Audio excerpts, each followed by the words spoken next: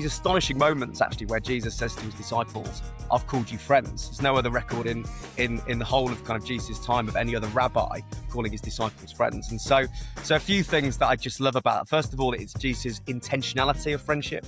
So he's really, I think sometimes we kind of think friendship happens to us by accident. And I think especially the older we get, we have to be more and more intentional about our friendships. Kids are brilliant at making friends. Secondly, there's something then about the kind of vulnerability of friendship. So Jesus kind of shares not only his wisdom, but his whole life with his disciples, who he goes on to call friends.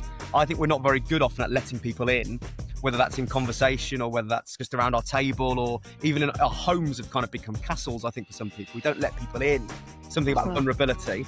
And then the third thing is around Jesus' sacrificial nature of friendship. So one of the most gorgeous lines is where Jesus says, you know, there's no greater love than they that lay down their life for their friends. Right. And I hope that all of us on this call and those listening have both been recipients of great sacrifice, where people have really done something extraordinary and just laid down, whether it's finance or time or something for themselves for their friends, or whether we've had the opportunity to do that for others. Those, for me, are some of the great marker points that we learn from Jesus, but also have the opportunity to play out in our own friendships and relationships with those around us.